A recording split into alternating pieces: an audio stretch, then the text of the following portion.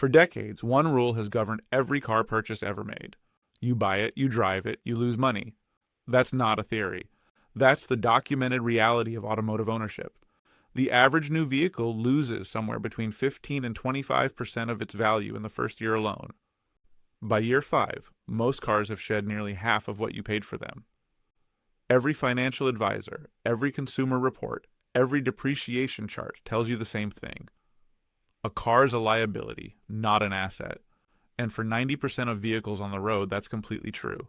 But there's a specific group of cars, vehicles you can actually buy, actually drive, actually own, that are quietly breaking that rule. Not bending it, breaking it. Some are holding value so aggressively that the used market price barely moves. Others are doing something the industry considers almost impossible. They're going up. The data is real, the pattern is consistent, and once you see it, you can't unsee it. Here are the 10 cars that are defying depreciation, ranked from strongest to most extreme. Starting at number 10, and this one surprises a lot of people, are the mass market reliability kings. The Toyota RAV4, the Toyota Corolla hatchback, and the Honda Civic. These aren't exotic machines. They're not limited production runs. They're cars you see every single day. And that's exactly the point. What makes a vehicle retain value isn't always rarity. Sometimes it's the opposite. It's relentless, consistent demand from a buyer base that never disappears. The RAV4 and Civic consistently rank among the lowest depreciation vehicles globally, not in their segment. Globally. In multiple markets, these models are retaining between 65 and 75% of their original value after 5 full years of ownership. The industry average sits around 50%. That gap is not small. It translates into thousands of dollars when resale time comes. The formula is brutally simple. Proven reliability plus constant demand equals price stability. These cars don't spike. They don't crash. They just hold. And in a market built around depreciation, holding is winning. Moving to number 9, and this one has become one of the clearest anomalies in the entire automotive market.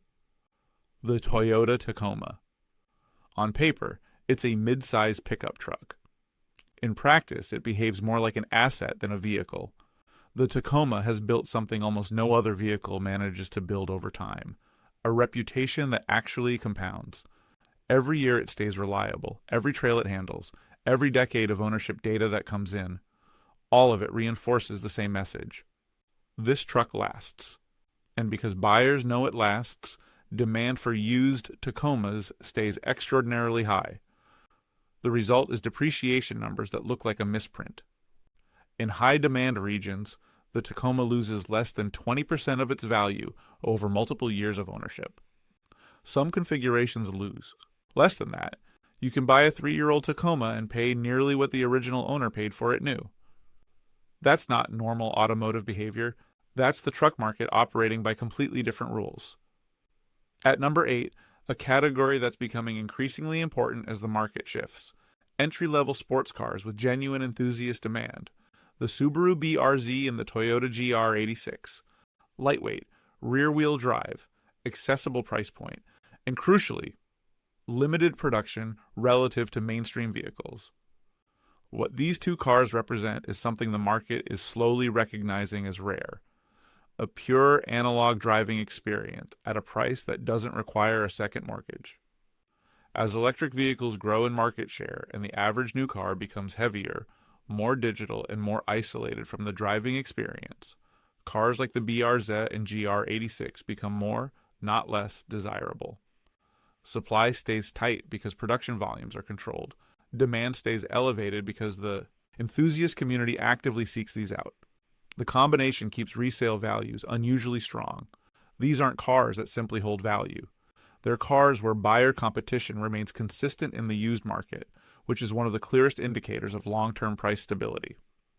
Number 7 introduces performance with a cultural dimension, the Toyota GR Supra and the Chevrolet Camaro. Performance cars, as a category, tend to depreciate fast. High insurance costs, higher maintenance expectations, limited buyer pool. All of it pushes prices down quickly. But certain performance cars escape that logic. The GR Supra carries heritage weight. The nameplate alone carries decades of cultural significance, and Toyota has managed the production and branding carefully enough to maintain perception of exclusivity. The Camaro presents a different but equally powerful dynamic. As Chevrolet has signaled a move away from traditional internal combustion performance cars, the enthusiasm around existing models, particularly high-performance variants, has intensified. Discontinuation signals create urgency. Urgency creates demand. And demand, especially in the enthusiast community, slows depreciation significantly. This is where identity starts to carry measurable financial weight. At number 6, something that challenges a deeply held assumption about the luxury segment. The Lexus IS 300 and R C300. Luxury cars are notorious for depreciation. The brands that compete in this space, German marques especially, often shed value at an aggressive rate the moment they leave the dealership. Lexus breaks that pattern in a way that's both consistent and documentable. The IS 300 and RC 300 combine genuine premium, build quality with something their competitors rarely deliver at the same level: long-term mechanical reliability. That combination changes the risk calculation for buyers. When a luxury car is also known to be reliable, the resale market treats it differently. The fear of expensive post-warranty repairs, which crushes the resale value of many luxury vehicles, simply doesn't apply the same way here. Lower perceived risk means higher buyer confidence. Higher buyer confidence means stronger retained value. Compared to segment competitors, these Lexus models consistently outperform the depreciation averages by a margin that compounds meaningfully over a 5-year ownership cycle. Number 5 is where the data becomes particularly sharp: the Lexus RX 350 and the Lexus GX 460. The RX 350 dominates in one specific metric: resale consistency. Year over year, model year over model year, it delivers among the strongest value retention numbers in the luxury SUV segment. But the GX 460 is doing something more interesting. It's developing the kind of cult following typically reserved for performance vehicles, not luxury SUVs. The reason is engineering philosophy. In an era where most luxury SUVs are unibody crossovers optimized for comfort and fuel economy, the GX 460 is body on frame.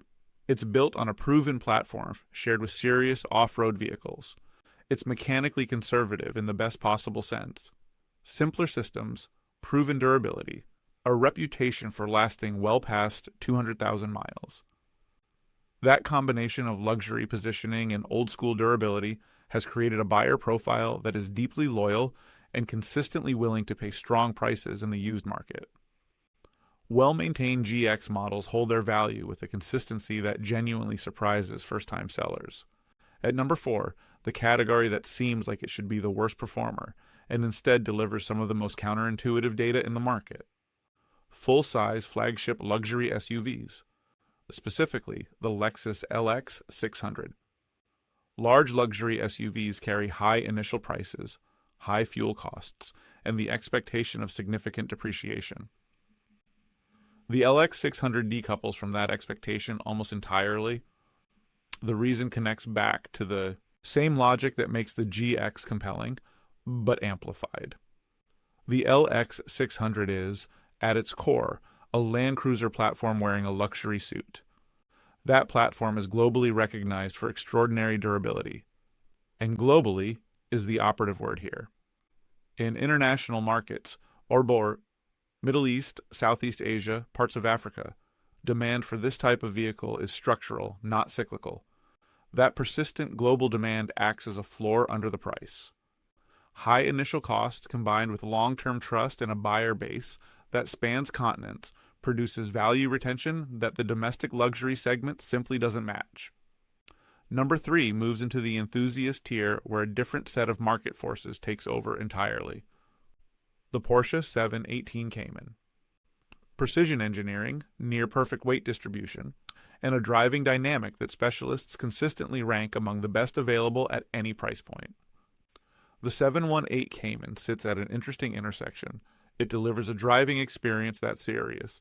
Enthusiasts describe in terms usually reserved for much more expensive machinery, but it does so at a price point that keeps the buyer pool meaningfully wide. That combination, high capability, accessible price, drives sustained demand in both the new and used markets. Porsche's approach to production discipline reinforces it. Supply is managed carefully. The brand maintains pricing integrity across its lineup. The result is a depreciation curve that flattens dramatically compared to competitors in the sports car segment. And in specific configurations, manual transmission, well spec'd, some examples have begun to see upward price movement in the enthusiast market. At number 2, something that operates on a different level, the Lexus LC500.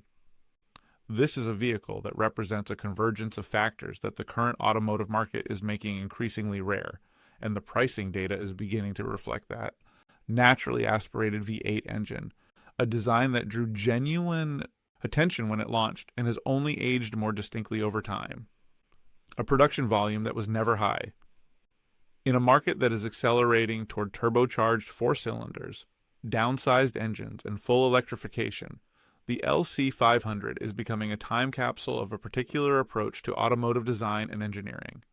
That scarcity narrative, not manufactured but structural, is creating upward pressure on prices. Buyers who missed it new are increasingly competing for clean used examples. The emotional appeal of the car is measurable in transaction data, not just enthusiasm forums. This is a vehicle where sentiment and market logic are moving in the same direction at the same time. And at number 1, there's genuinely no debate here, the Porsche 911. The 911 doesn't just hold value, it defines what value retention looks like in the automotive market. Across 6 decades of continuous production, the 911 has maintained a consistency of identity and purpose that no other performance car has matched.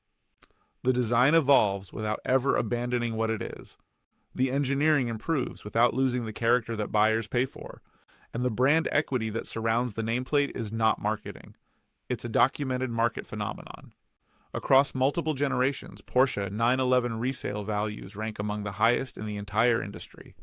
Certain variants, GT trims, limited editions, manual transmission examples, appreciate significantly. Others simply refuse to depreciate at rates that would be considered normal for any other vehicle. In some cases, a well-chosen 911 purchased at retail has outperformed traditional investment instruments over a 5 to 10-year holding period. That is not a claim made lightly. It is what the transaction data shows. Here's the conclusion that the data forces you to arrive at. The assumption that every car depreciates is not wrong. It's just incomplete. It describes most of the market accurately. But it misses a specific and identifiable set of vehicles that operate by different rules. Those rules are not random. Reliability, scarcity, brand discipline, emotional resonance, and global demand. When those factors align in a single vehicle, depreciation stops being a certainty and becomes a variable. The buyers who understand this aren't just making better automotive decisions, they're making better financial decisions. The gap between a vehicle that loses half its value in 5 years and one that loses 15%, or gains value, is not a matter of luck. It's a matter of pattern recognition. The patterns are in the data. The data has been consistent for years, and now you know exactly where to look.